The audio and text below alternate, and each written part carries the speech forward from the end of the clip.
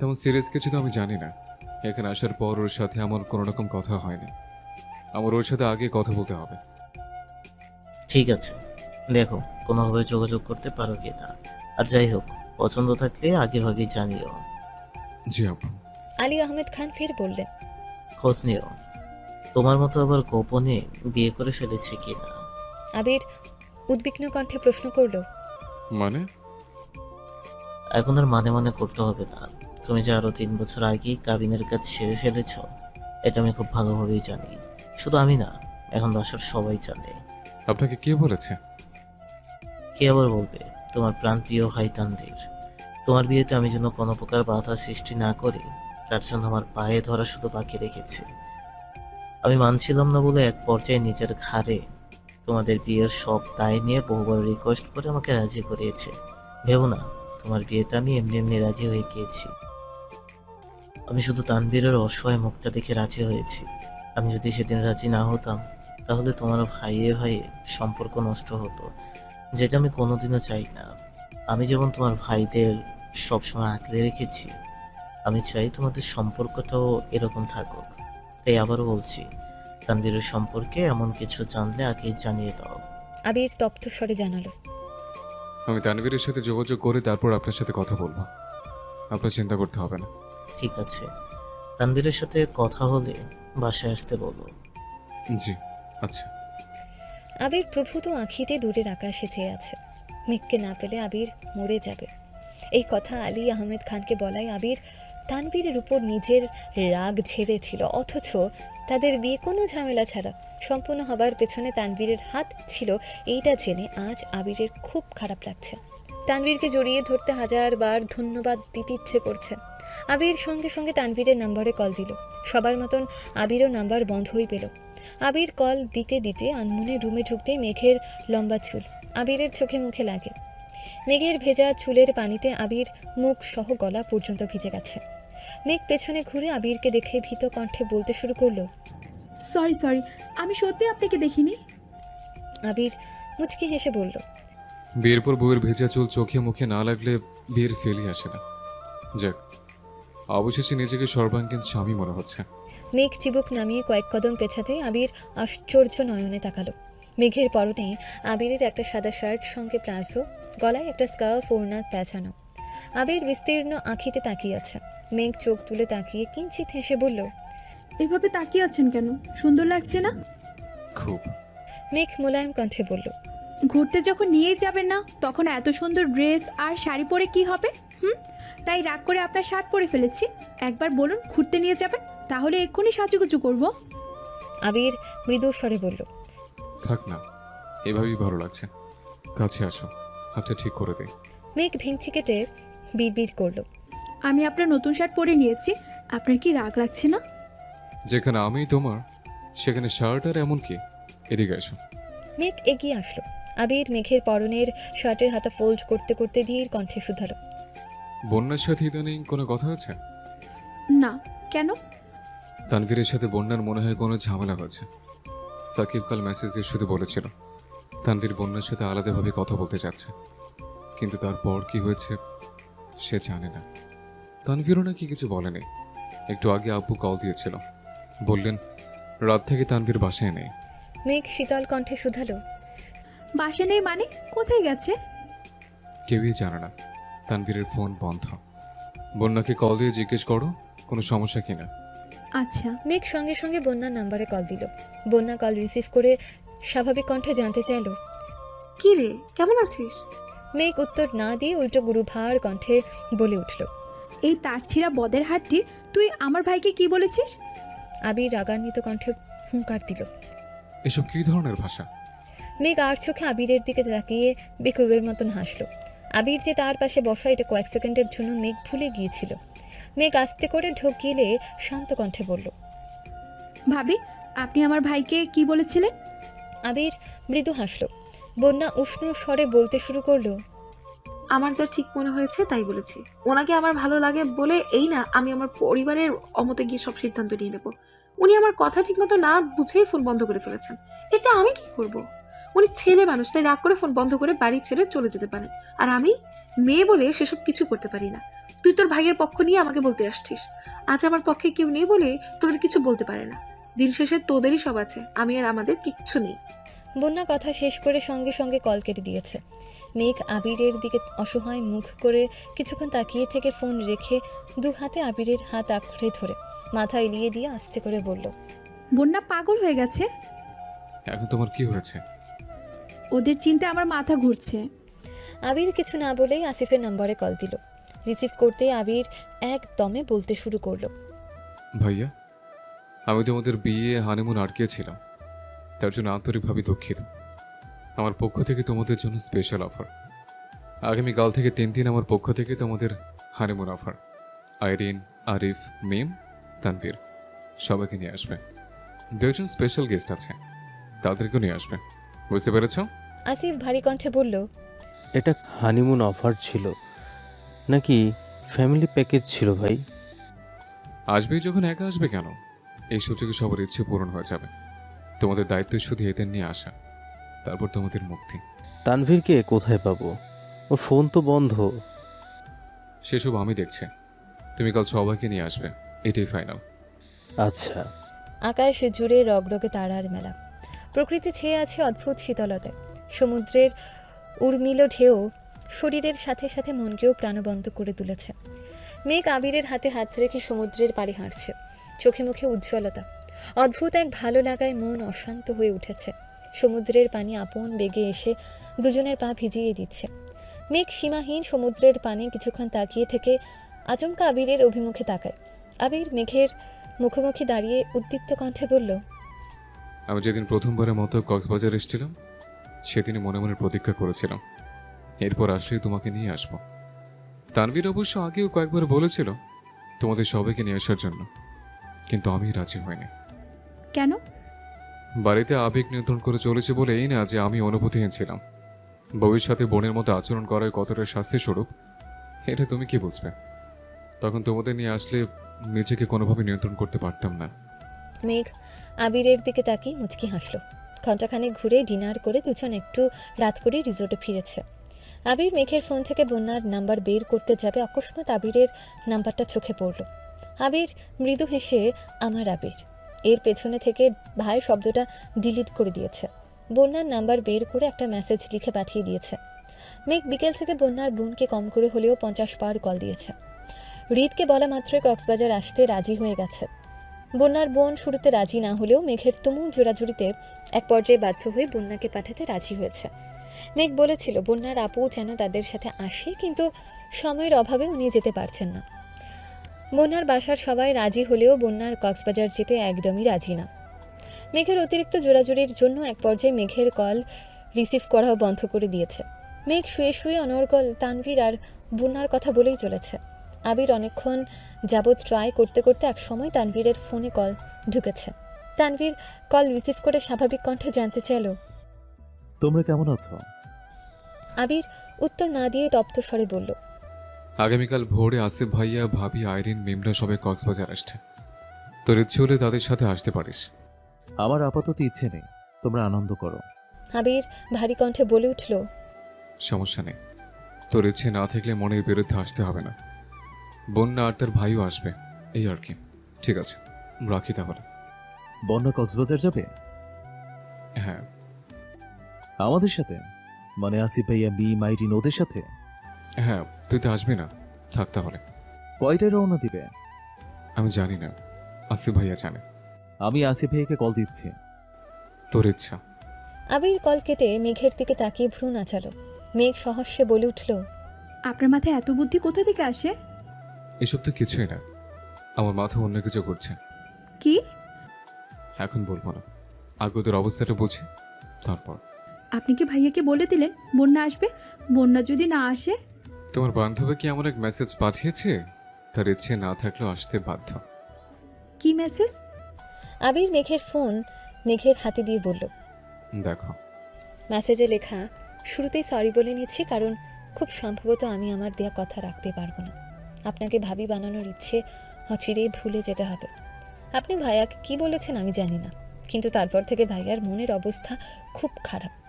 ভাইয়ার অবস্থা দেখে বাসার সবাই সিদ্ধান্ত নিয়েছে ভাইয়ার মন ভালো না হলে 72 ঘন্টা পর ভাইয়াকে বিয়ে করাবে। পাত্রীও রেডি আছে। আপনি সম্মতি না দিলে আমরা কিছুই করতে পারছি না। ভাইয়া রাগ করে বাসা থেকে বেরিয়ে গেছে। তবে 72 ঘন্টার মধ্যে সঠিক সমাধান না আসতে পারলে 72 ঘন্টা পর পরিবারের পছন্দকেই মেনে নিতে হবে। আপনি যদি আমার ভাইকে পছন্দ করেন তাহলে আগামীকাল তাদের সাথে কক্সবাজার আসবেন। আর যদি মনে করেন আপনার আমার ভাইয়াকে প্রয়োজন নেই তাহলে 72 ঘন্টা পর আপনার আমাদের বাসায় বিয়ের দাওয়াত রইল। আপন ভাবি হতে না পারলেও দুঃসম্পর্কের ভাবের সমান মূল্যায়ন করব। আপনার জীবন আপনার সিদ্ধান্ত। ভালো থাকবেন। আপন ভাবি বলতে পারছি না, তাই আবারও সরি। মেঘ মেসেজ পড়ে হাসবে নাকি মন খারাপ করবে সেটাও বুঝতে পারছে না। হঠাৎই প্রশ্ন করলো, আপনি যে মেসেজ পাঠিয়েছেন বন্যা যদি বুঝে যায়? বুঝলে বুঝবে, আজ নয় কাল সে আমাদের বাড়ির বউ বলে সবকিছুই জানবে। কিন্তু আপাতত তাদের মধ্যকার ঝামেলা মেটানোর প্রয়োজন। মেঘ অকস্মাৎ আহ্লাদি কণ্ঠে বলে উঠল, বন্যাকে যত তাড়াতাড়ি সম্ভব ভাবি বানানোর ব্যবস্থা করুন প্লিজ, আমার আর ভালো লাগছে না। আবির মোলায়েম কণ্ঠে জানতে চাইল, তুমি তাই চাও? হুম। ঠিক আছে ম্যাডাম, তুমি যা চাইবে তাই হবে। বন্যা কাঁথা দিয়ে চোখ মুখ ঢেকে শুয়ে আছে। সব কাজ শেষ করে বন্যার বোন রুমে আসছে। বন্যাকে এভাবে শুয়ে থাকতে দেখে শক্ত কণ্ঠে বলল, কি হয়েছে তোর? বন্যা নাক বরাবর কাঁথা নামিয়ে মৃদু স্বরে বলল। কিছু হয়নি। বন্যার বোন বন্যার পাশে বসে কোমল কণ্ঠে বলতে শুরু করলো, ব্যাগ গুছিয়েছিস? না, কেন? আমি যাব না। ওদের বাসায় কি কেউ তোর সাথে বাজে ব্যবহার করেছে? বিয়েতে কি কোনো রকম অনাকাঙ্ক্ষিত ঘটনা ঘটেছে? না, তাহলে মন খারাপ করে আছিস কেন? মন খারাপ না।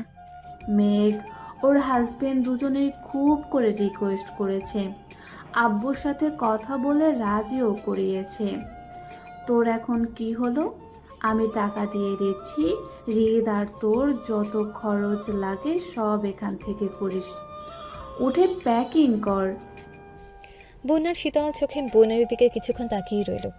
বন্যার বোন ঠান্ডা কণ্ঠে হুঙ্কার দিল, কি বললাম তোকে? বন্যা বসেছে। বন্যার বোন শান্ত কণ্ঠে বলে উঠল, তুই মন খারাপ করে থাকলে আমার ভালো লাগে না। কেন বুঝিস না তুই?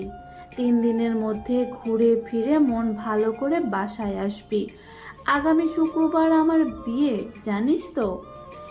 এই অবস্থাতেও তোকে ঘুরতে যেতে দিচ্ছি শুধুমাত্র তোর মন ভালো করার জন্য। তাই কোনোভাবে মন খারাপ করে থাকা যাবে না, ওকে? বন্যা মলিন হেসে বলল। ওকে। সকাল সকাল সবাই কক্সবাজারের উদ্দেশ্যে রওনা দিয়েছে। মিম, আইরিন আর বন্যা পাশাপাশি বসেছে। তানভীর, হৃদ আর আরিফ বিপরীত পাশে। আসিফ আর জান্নাত আলাদা বসেছে। মিম, আইরিন, আরিফ মিলে হৃদের সাথে টুকটাক দুষ্টুমি করছে। হৃদ বয়সে আইরিন আর মিমের মতো।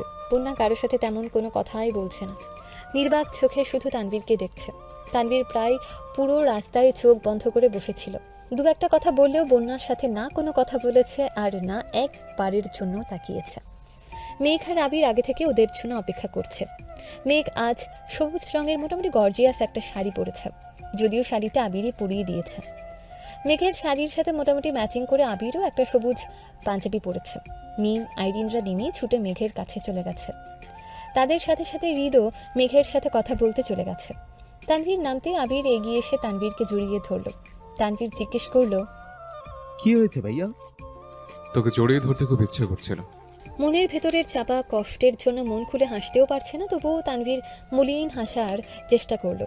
সবাই ফ্রেশ হয়ে নাস্তা করে ঘুরতে বেরিয়েছে। আইরিন আর আরিফ দুই ভাই বোন এটা সেটা নিয়ে ফাজলামো করছে, আবার বড় আপুকে ভিডিও কল দিয়ে সমুদ্র সৈকত দেখাচ্ছে। মিম আর হৃদ টুকটাক কথা বলছে।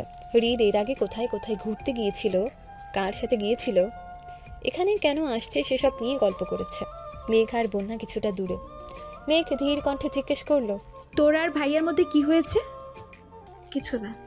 কিছু তো অবশ্যই হয়েছে। ভাইয়া কি তোর সাথে রাগারাগি করেছে? না, তাহলে? আমি ওনার সাথে রাগ দেখিয়েছি। কেন? জানি না। এদিকে আবিরও তানভীরকে বারবার জিজ্ঞেস করছে, কিন্তু তানভীর সরাসরি কোনো উত্তরই দিচ্ছে না। তানভীরের নিস্তব্ধতায় আবিরের মেজাজ চরমভাবে খারাপ হচ্ছে। ঘোরাঘুরি শেষে যে যার মতন রুমে গেলেও আবির আর তানভীর যায়নি। আবির তানভীরের কাঁধে হাত রেখে গম্ভীর কণ্ঠে জানতে চাইল, তুই কি ভেবেছিস নিজের মধ্যে কষ্ট চাপিয়ে রাখলে সব ঠিক হয়ে যাবে? ঠিক হবে না জানি, তবুও আমি কারো সুখের সময় দুঃস্বপ্ন হতে চাই না। কোন দুঃস্বপ্নের কথা বলছিস? তুই খুব ভালো করে জানিস তুই না থাকলে আমার সুখের স্বপ্নগুলো এখনো দুঃস্বপ্ন হয়েই থাকতাম। তুই আমার ভাই হয়ে আমাকে না জেনে এত বড় কাজ করেছিলি বলে আমি অভিমান করে তোকে না জেনে তোর বোনকে এখানে নিয়ে আসছিলাম। কিন্তু তোর দুঃখ ভুলে আমি সুখের সময় কাটাতে পারতাম না ভাই, তাই বাধ্য হয়ে তোদের জোর করে এখানে আনিয়েছে। এখন বল, তোর কি হয়েছে? আমি নিয়তির কাছে আবার হেরে গেলাম ভাইয়া। বন্যার চোখে আমি তানভীর অযোগ্যই রয়ে গেলাম। আমি ভাই হিসেবে যথাযথ হলেও প্রেমিক হিসেবে পরিত্যক্ত। বন্যা কি বলেছে? আমাকে বাস্তবতার 3 পাতার অভিজ্ঞতার অভিব্যক্তি বুঝিয়ে। আবির মৃদু হেসে বলল, এটা আর এমন কি? প্রেমিকার চোখে নিজের প্রেমিক সবসময় নিষ্কর্ম আর অযোগ্যই হয়।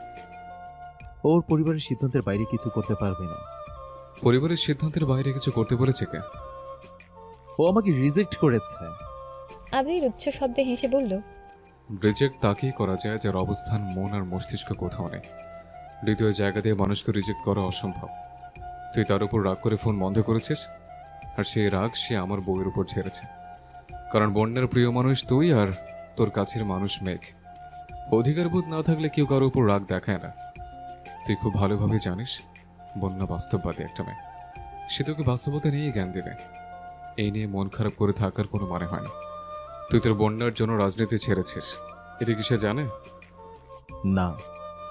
তুই চাকরির প্রস্তুতি নিচ্ছিস, এটা কি জানে? না। আবির চোখ রাঙিয়ে কিছুক্ষণ তাকিয়ে থেকে হঠাৎই বলে উঠল, শুক্রবারে বন্যার বড় অপুর বিয়ে, জানিস কিছু? হ্যাঁ, আপাতত শুধু কাবিন হবে। 5 থেকে 6 মাস পর অনুষ্ঠান হবে শুনেছি। তোকে কে বলল? রিদ। বাহ, এখনই শালার সাথে এত মিল। এত মিলের কিছু নেই, আসার সময় বলেছে তাই শুনেছি। আবির কয়েক সেকেন্ড চুপ থেকে আচমকা ভারী কণ্ঠে প্রশ্ন করল, তোকে শেষবারের মতো জিজ্ঞেস করছি, তুই কি বন্যাকে ভালোবাসিস? হ্যাঁ। এক মুহূর্তের জন্য মেনে নিলাম তুই অযোগ্য, কিন্তু তোর ভালোবাসা কি বিয়ের যোগ্য? নাকি এখনো মনে দুটানা আছে?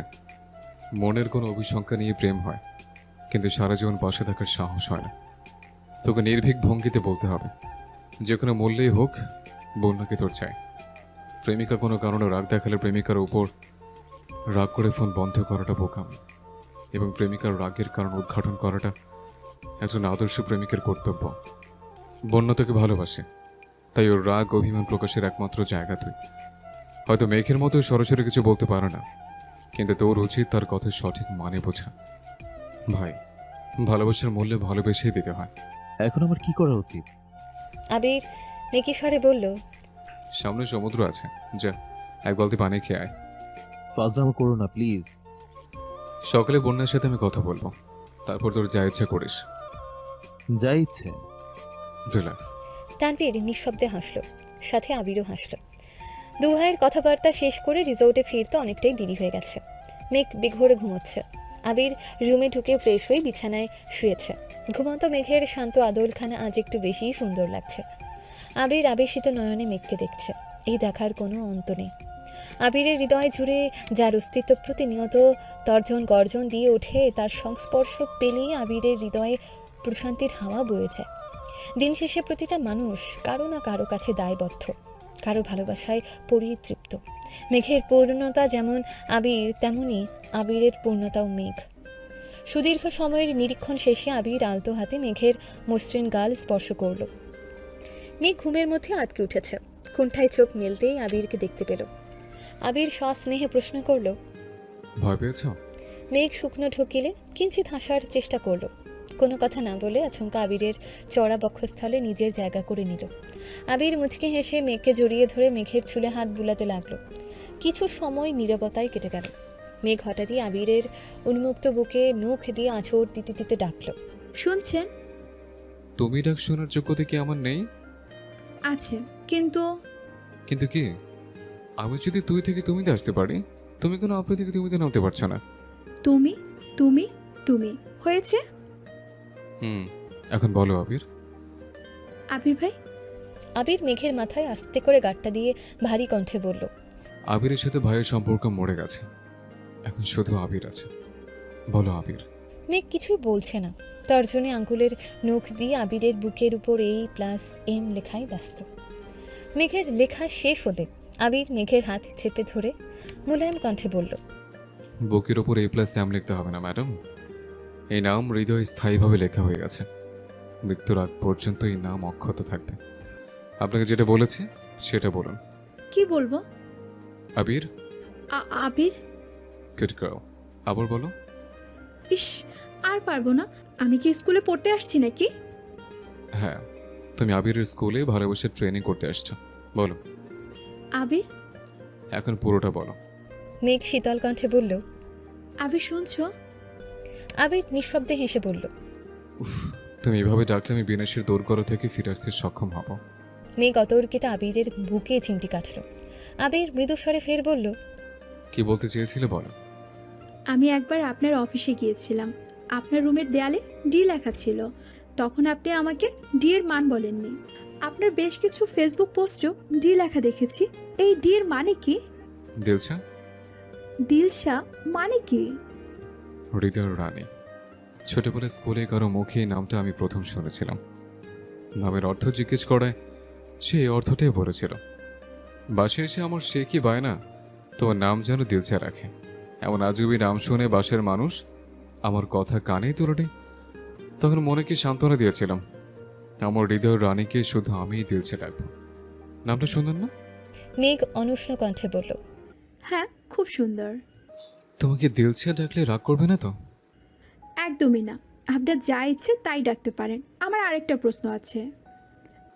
কি? বাসায় যখন আমার বিয়ের আলোচনা চলছিল, তখন কাউকে কিছু না জানিয়ে আপনি প্রথম বিয়েটা ভেঙেছিলেন।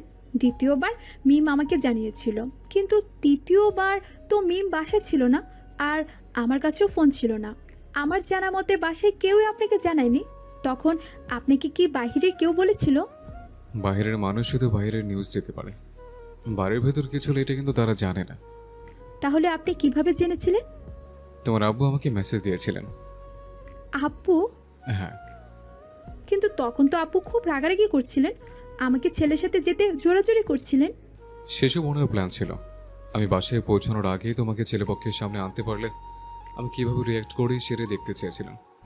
সেদিন শুনুনি, সবই ওনার পরিকল্পনা ছিল। আব্বু মেসেজ দিয়েছে জানার পরও আপনি এত ভীত ছিলেন কেন? মেসেজ যে তোমার আব্বু দিয়েছেন সেটা আমি প্রথমে জানতাম না। অপরিচিত নাম্বার থেকে মেসেজ আসছিল। আমি দেশ ছাড়ার আগের দিন তোমাকে বাসার কাছে নামিয়ে দিয়ে রাকিবদের সাথে বসেছিলাম। সেখানে এক বড় ভাইয়ের সাথে দেখা। উনি এই সেক্টরে জব করেন। নর্মালি ফেসবুকে অ্যাড হয়েছিলাম। বাইরে থাকাকালীন হঠাৎ আমার ওই নাম্বারটার কথা মনে পড়ে। কৌতূহলবশত নাম্বারটা ভাইকে পাঠিয়ে বলেছিলেন ডিটেলস সংগ্রহ করে দিতে পারবে কিনা। একদিনের মধ্যে উনি ডিটেলস সংগ্রহ করে দিয়েছিলেন। সিমটা তোমার আব্বু মানে আমার শ্বশুরের নামে রেজিস্ট্রেশন ছিল। আমি সেদিন বেশ অবাক হয়েছিলাম। 50% শিওর ছিলাম যে উনি আমাদের কথা জানেন, আবার 50% সন্দেহও ছিল। তাই তখন বিষয়টাকে সেভাবে গুরুত্ব দেয়নি। ভাইয়ের ব্যাপারে কিছু ভেবেছেন? সকালে তোমার বান্ধবীর সাথে কথা বলবো, তারপর যা হোক একটা সিদ্ধান্ত নেব। তুমি আমার সাথে থাকবে। আচ্ছা। এখন ঘুমাও, ভোরবেলা সূর্যোদয় দেখতে হবে তো। হ্যাঁ, শুভরাত্রি। শুভরাত্রি। সবাই ঘুমিয়ে পড়লেও পাশাপাশি দুই রুমে দুই কপতির চোখেও ঘুম নেই। বন্যা, মিম, আইরিনের জন্য একটা রুম নেওয়া হয়েছে। মিম, আইরিন ঘুমে তলিয়ে আছে। বন্যা সোফায় হেলান দিয়ে বসে আছে আর বারবার ফোন হাতে নিচ্ছে। তানভীরের নাম্বার বের করে দু একবার কল দেওয়ার চেষ্টা করেছে, আবার ফোন রেখে দিয়েছে। পাশের রুমে থাকা তানভীরও একইভাবে ছটফট করছে। ভোরে আলো ফোটার আগেই সবাই সমুদ্র সৈকতে পৌঁছে গেছে। তবে জান্নাত আর আসিফকে কেউই ডাকেনি।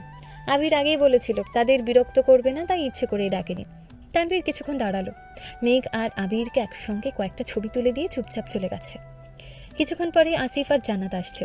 আবিরের উদ্দেশ্যে রাগান্বিত কণ্ঠে বলল, আমাদের ডাকলি না কেন?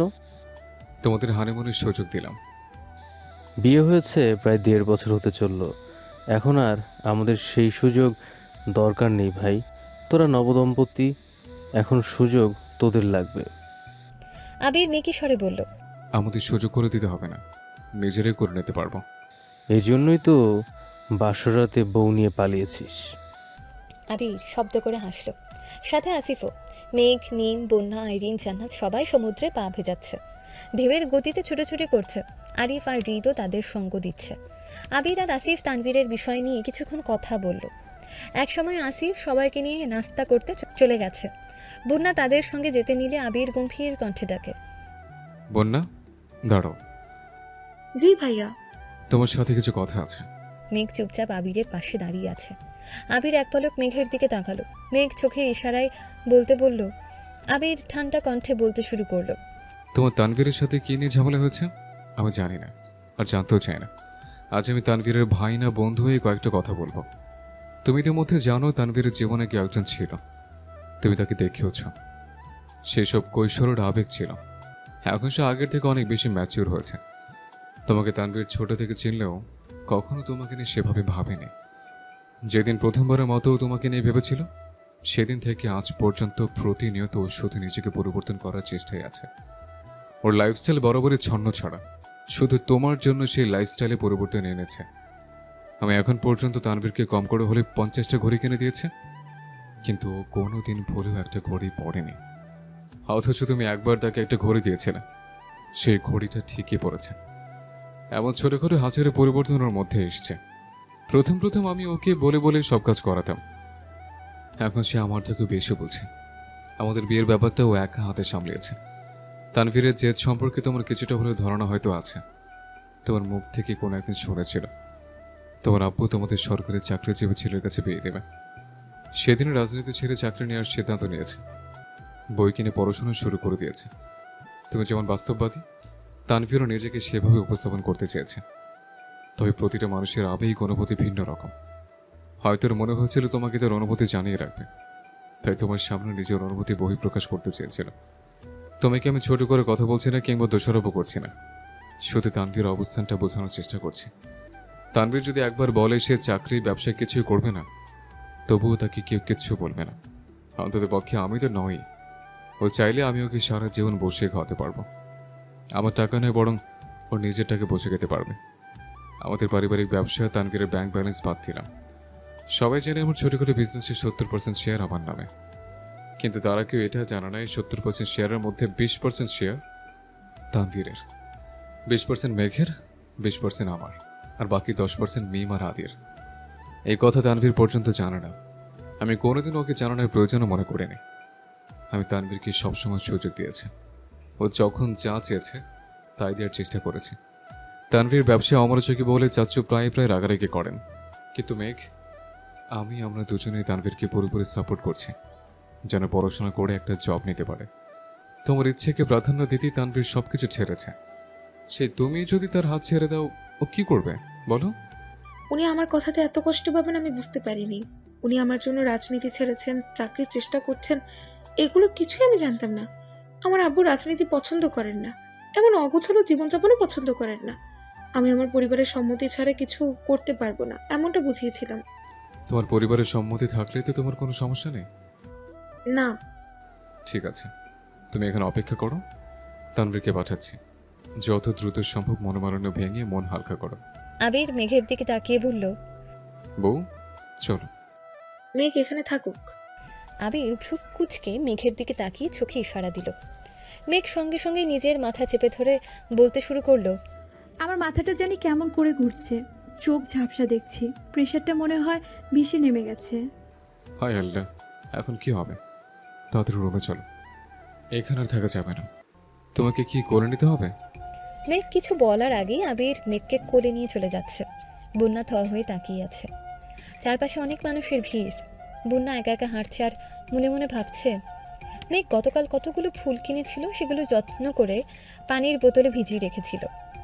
মেঘ দ্রুত রুম থেকে সেই ফুলগুলো নিয়ে আসছে। তানভীরের হাতে ফুলগুলো দিয়ে শক্ত কণ্ঠে বলল, ঠিকমতো প্রপোজ করতে না পারলে আজকের পর আমার ভাবির দিকে ভুলেও তাকাতে পারবি না, এই আমি বলে রাখলাম। এই যে আমার উনি সাক্ষী। একদম ঠিক, আজকে তোর জন্য লাস্ট চান্স। আজকের পর আমরা কেউ তোর সাথে নেই। আজ আবার কোন যুদ্ধ হতে চলেছে কে জানে। অ্যাকসেপ্ট না করা পর্যন্ত ফিরে আসবে না, খিদায় বেহুশ হয়ে গেলেও না। ঠিক আছে বোন আমার, আপনি যা বলবেন তাই হবে। তানভীর ফুলগুলো হাতে নিয়ে সমুদ্রের পাড়ে আসলো। এত এত মানুষের ভিড়ে বন্যাকে খুঁজে পেতে কিছুক্ষণ সময় লাগলো। বন্যা সমুদ্রের পাড়ে স্তব্ধ হয়ে দাঁড়িয়ে আছে। তানভীর বন্যার পাশ ঘেঁষে দাঁড়াতেই বন্যা চমকে ওঠে, কিছুটা সরে দাঁড়ালো। এক পলক তাকিয়ে তানভীরকে দেখে স্বস্তির শ্বাস ছাড়ল। তানভীর বন্যার কাণ্ড দেখে মৃদু হেসে বলতে শুরু করলো, নিষ্করণী পৃথিবীতে অপ্রিয় কেউ অনিচ্ছাকৃতভাবে শরীর ছুঁয়ে গেলে একটা মেয়ে যেভাবে রিয়াক্ট করে, সেই রিয়াক্টটা হৃদয় ছুঁয়ে যাওয়া মানুষটার সাথে কখনোই করতে পারে না।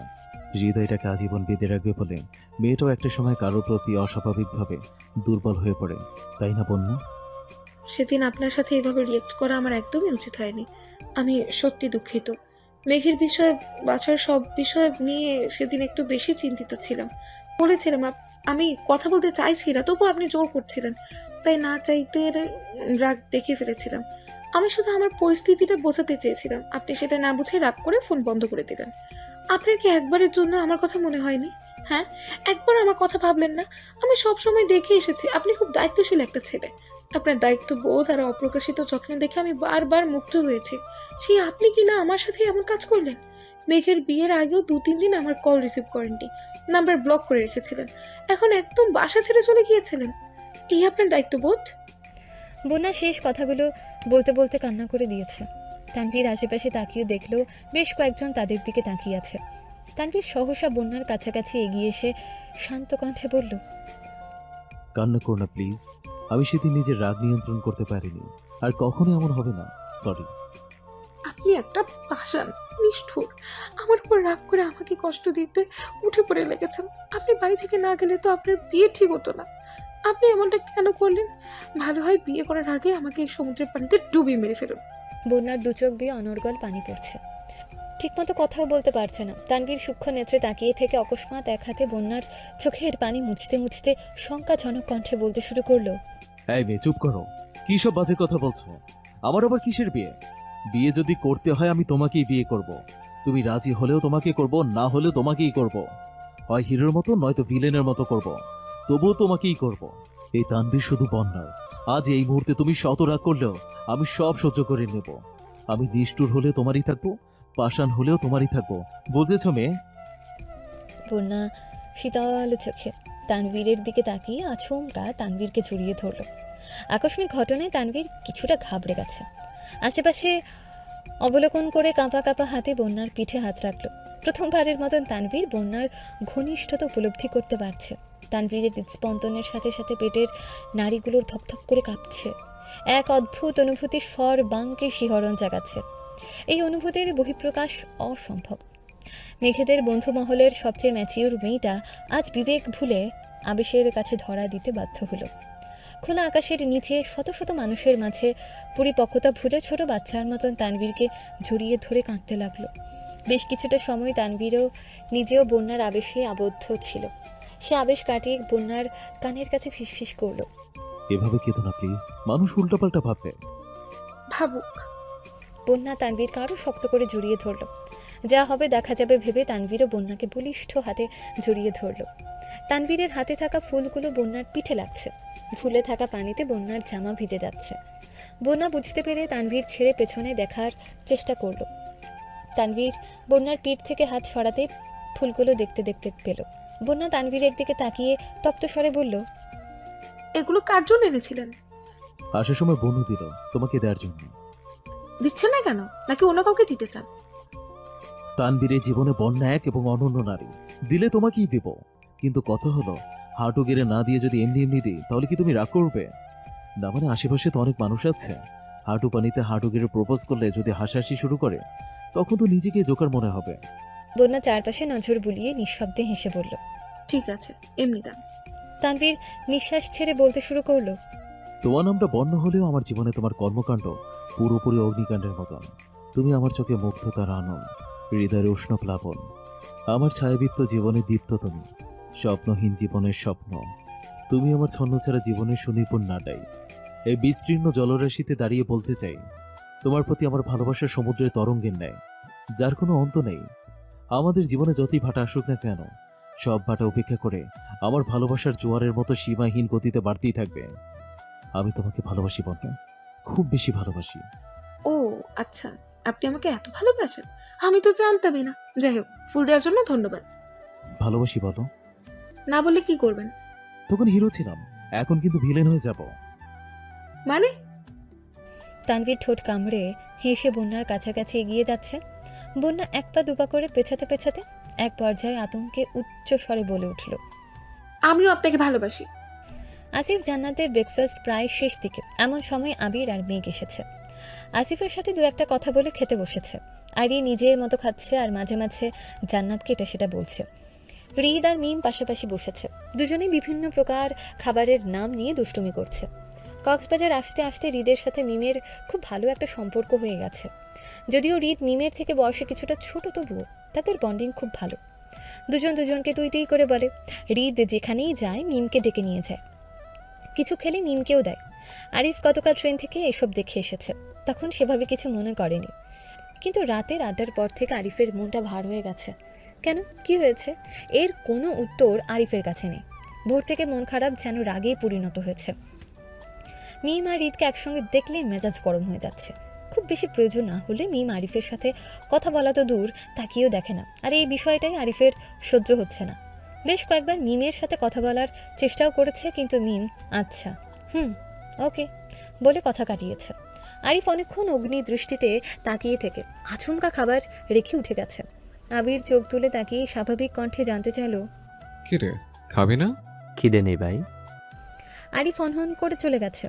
আসিফ, জান্নাত, আইরিন কয়েক সেকেন্ড তাকিয়ে থেকে আনমনে বলে উঠল, ওর আবার কি হলো? আরিফকে ইচ্ছাকৃত খোঁচানোটা মিমের স্বভাব। আজও তেমন কিছু করেছে কিনা সেটা বুঝতেই মেঘ কিছুটা ঝুঁকে মিমকে দেখে নিল। মিম তখনও হৃদের সাথে গল্পে মেতে আছে। মেঘ স্বস্তির নিঃশ্বাস ছেড়ে খাওয়ায় মনোযোগ দিল। আরিফও বেশ মনোযোগ দিয়ে খাচ্ছে। এক একটা আইটেম চেক করে করছে, ভালো লাগলে মেঘকে দিচ্ছে, ভালো না লাগলে আগেই দূরে সরিয়ে দিচ্ছে। আজ সবাই সেন্ট মার্টিন যাবে, তাই খাওয়া দাওয়া শেষ করে যে যার মতো রেডি হতে চলে গেছে। মেঘ লাগেজ খুলে একটা একটা করে শাড়ি আর ড্রেস বের করে আবিরকে দেখাচ্ছে। বন্যা আর তানভীর কিছুটা দেরি করেই রিসোর্টে ফিরেছে। নাস্তা শেষ করে বন্যা যেই রুমে ঢুকবে অমনি হৃদের মুখোমুখি হলো। হৃদ কপাল কুঁচকে জানতে চাইল, কোথায় গিয়েছিলে? কাছেই। আমাকে না নিয়ে তুমি কার সাথে গিয়েছিলে? বন্যা উত্তর দেওয়ার আগেই তানভীর এসে গম্ভীর কণ্ঠে বলল, বন্য রুমে যাও, আমার শালার সাথে বোঝাপড়া আমি করে নিচ্ছি। কে কার শালা? তোমার বোন আমার বউ হলে তুমি আমার কি হবে? শালা কিন্তু আমার বোন তো আপনার বউ না। আজ না হলে ভবিষ্যতে তো হবে। হৃদ চোখ ঘুরিয়ে বন্যার দিকে তাকিয়ে উচ্চ শব্দে ডাকল, আপু। বন্যা মৃদু হেসে রুমে চলে গেছে। হৃদ অসহায়ের মতো তাকিয়ে আছে। তানভীর হৃদকে নিয়ে রুমে গেছে। কিছুক্ষণ কথাবার্তা বলে দুজন একেবারে রেডি হয়ে বেরিয়েছে। রিসোর্ট থেকে বেরিয়ে বাকিদের জন্য অপেক্ষা করছে। মিম বের হতে হৃদ মিমের দিকে তাকালো। মিম আজ আকাশি রঙের একটা গর্জিয়াস গাউন পরেছে, দেখতে একদম পরীর মতো লাগছে। হৃদ প্রশস্ত আঁখিতে তাকিয়ে বলে উঠল, বেয়ান, তোকে তো পুরাই নায়িকা লাগছে। ধন্যবাদ। আমি যে তোর বেআইন হই এটা তুই কিভাবে জানলি? ছোট আপু তোর ভাইকে পছন্দ করে আর তোর ভাইও। হ্যাঁ জানি, আমি আর মেগাপুই তো ভাবিকে প্রপোজ করেছিলাম। তার মানে তুই আগে থেকে জানতে? হ্যাঁ, আমি কেন এখানে সবাই জানে, বন্যা ভাবি আর তোকে তো এই কারণেই আনা হয়েছে। কে? জি। হৃদ অকস্মাৎ মিমের মাথায় গাঁটটা মেরে রাগী স্বরে বলল। পোষা মেয়ে কথাকার। আরিফ পেছন থেকে এসে রাগান্বিত কণ্ঠে হুঙ্কার দিল। রিদ, মিমকে একদম শোবে না। মিম চমকে উঠে পেছনে ঘুরল। ওষ্ঠ উল্টে মাথায় হাত বুলাতে বুলাতে আবিরের দিকে তাকালো। আরিফের গম্ভীর মুখভঙ্গি দেখে মিম সহসা ভ্রু কুচকাল। হৃদও কিছু বুঝতে পারছে না, নিরাধার মুখ করে বলল, সরি। টেকনাফ থেকে মোটামুটি বড় একটা ট্রলার করে সেন্ট মার্টিনের উদ্দেশ্যে রওনা দিল। মেঘ, বন্যা, জান্নাত তিনজনই আজ শাড়ি পরেছে। আবিরাও পাঞ্জাবি পরেছে। আইরিন তাদের পার্সোনাল ফটোগ্রাফার, বিভিন্ন স্টাইলে ছবি তুলে দিচ্ছে। মিম মেঘের ফোন দিয়ে কয়েকটা ছবি তুলে ভয়ে ফোন ব্যাগে রেখে চুপচাপ বসে পড়েছে। হৃদ আর আরিফ কাছাকাছি বসা। প্রথমে আনন্দে লাফিয়ে ট্রলারে উঠলেও মিম এখন ভেতরে ভেতরে খুব ভয় পাচ্ছে। আবিরা ছবি তোলাতে মনোযোগী, তাই মিম ওদের বিরক্ত করতে চাচ্ছে না। ঢেউয়ের নিমিত্তে চলন্ত ট্রলার কম্পিত হলেই মিম বারবার কেঁপে উঠেছে। আরিফ আর হৃদ আশেপাশে তাকিয়ে প্রকৃতি উপভোগ করছে। মিম ওদের কাছাকাছি এসে ভারী কণ্ঠে বলল, ওই রিদ সর, আমি এখানে বসবো। হৃদের সঙ্গে সঙ্গে আরিফও তাকিয়েছে। হৃদ সরতে যাবে, আরিফ তার আগেই বলে উঠল, এদিকে এসে বসো। মিম হৃদের দিকে তাকিয়ে আছে। ঢেউয়ের ধাক্কায় ট্রলার কাঁপতে মিম পড়ে যেতে নিল। আরিফ সঙ্গে সঙ্গে মিমের হাত ধরে নিজের পাশে বসালো। ভয় মিমের হাত পা সহ পুরো শরীর থরথর করে কাঁপছে। আরিফ মিমের হাতটা ছেড়ে দিতে নিয়েও ছাড়ল না। মিমের কম্পিত হাতটা আরেকটু শক্ত করে ধরে মোলায়েম কণ্ঠে শুধালো, ভয় লাগছে? হ্যাঁ। কিছু হবে না, ভয় পেও না। খানিক বাদে ট্রলার আবারও কেঁপে উঠল। মিম সহসা অপর হাতে শার্টের উপর দিয়ে আরিফের হাত খামচে ধরেছে।